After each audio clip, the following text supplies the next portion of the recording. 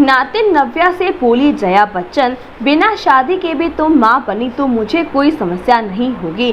Film अभिनेत्री व सपा से राज्यसभा सांसद जया बच्चन एक बार फिर सुर्खियों में है। जया बच्चन ने पॉडकास्ट में अपनी नातिन नव्या नंदा से बातचीत में कहा, आज रिश्तों में संवेदनाओं व रोमांस की कमी है। उन्हें लगता है कि नातिन नव्या नंदा को अपने सबसे अच्छे मित्र से शादी करनी चाहिए। जया बच्चन ने अपनी नातिन नव्या से कहा कि उसके पास एक अच्छा मित्र होना चाहिए जिसके साथ चर्चा करके कह देना चाहिए कि वो तुमसे बच्चा चाहती है क्योंकि तुम बहुत अच्छे हो और मुझे पसंद हो, क्योंकि समाज चाहता है कि शादी हो। जया बच्चन ने अपनी नातिन नव्या नंदा से कहा कि अगर वह बिना शादी किए भी मां बनी तो उन्हें कोई ऐतराज नहीं। नव्या के पॉडकास्ट व्हाट द हेल नव्या में हुए इस वार्तालाप में जया की बेटी श्वेता बच्चन भी शामिल थी। जया ने बताया कि हम अपने समय का प्रयोग नहीं कर सकते, लेकिन आज की पीढ़ी करती है, क्यों ना करे। रिश्ता केवल प्रेम, ताजा बहती हवा और समझौतों से नहीं चलता। जया ने कहा, लोगों को मेरी बातें आपत्तिजनक लग सकती हैं,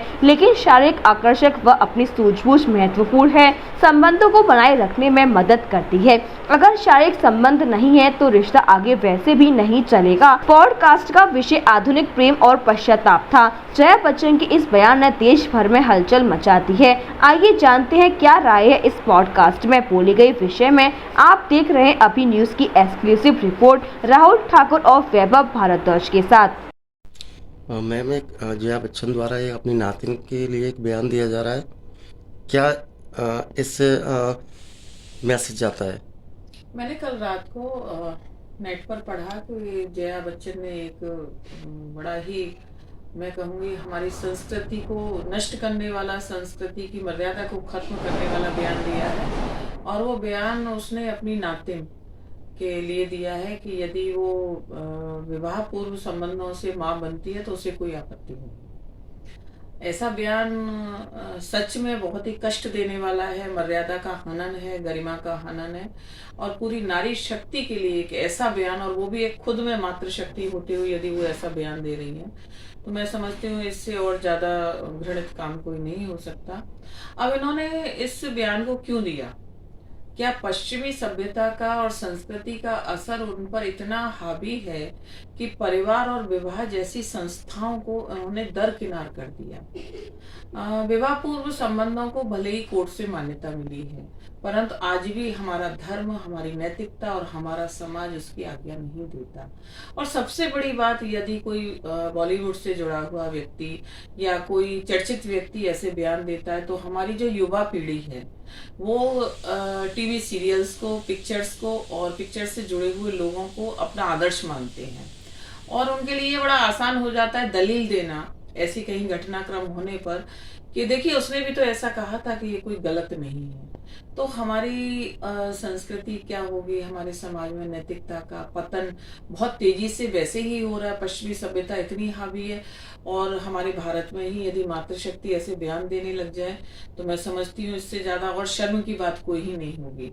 उन्होंने ये कहा है कि प्यार की लंबी या रिश्ते की लंबी उम्र के लिए शारीरिक आकर्षण बहुत जरूरी है, परंतु हमारे धर्म में, सनातन संस्कृति में तो प्यार एक आवश्यक है संबंधों के लिए, और दैहिक आकर्षण जो उन्होंने कहा है वो बहुत आवश्यक नहीं है, क्योंकि हमारे यहाँ ऐसे उदाहरण भरे पड़े हैं कि कोई भी लड़की, कहानियों में हमने सुना है, किसी से भी शादी कर दी जाए तो उस संबंध को, और हमारे यहाँ तो 7वां जन्म का संबंध है, उसकी लंबी उम्र के लिए दैहिक आकर्षण की क्या आवश्यकता थोड़ी बहुत हो सकती है। हमारा आपसी सामंजस्य, हमारा परिवार का भाव, हमारा त्याग, हमारी नैतिकता, ये सब कुछ मायने रखते हैं। साथ रहने के जो हमारे जज्बे हैं वो मायने रखते हैं, नहीं न कि केवल दैहिक आकर्षण। और मैं इस बयान का घोर विरोध करती हूँ। मुझे कड़ी आपत्ति है कि ऐसे बयान आगे नहीं आने चाहिए और सरकार को और हमारे धर्म से जुड़े अधिकारियों को, धर्म की पीठ पर बैठे हुए लोगों के भी विचार आने चाहिए। मुझे बड़ा आश्चर्य हो रहा है कि मैंने सुबह इस पोस्ट को डाला और मेरी पोस्ट पर कम से कम 12-13 हजार लोग मुझसे जुड़े हुए हैं और साथ ही मेरी पोस्ट ओपन होती है, कोई भी देख सकता है, जो मेरी लिस्ट में नहीं है वो भी देख सकता है। तो मातृशक्ति की अभी तक आवाज क्यों नहीं आई? क्या उनको ये जो बयान है ये अच्छा लगा है? ये देखकर और सुनकर मुझे भी कष्ट हुआ है। क्या नाम है आपका? वंदना अरोड़ा। वंदना जी, जया बच्चन ने अपनी नातिन नव्या को लेके एक बयान दिया है कि वो अगर बिन ब्याही भी माँ बनती हैं तो उसे रख लेंगे। इससे क्या समाज पर एक मैसेज जाता है?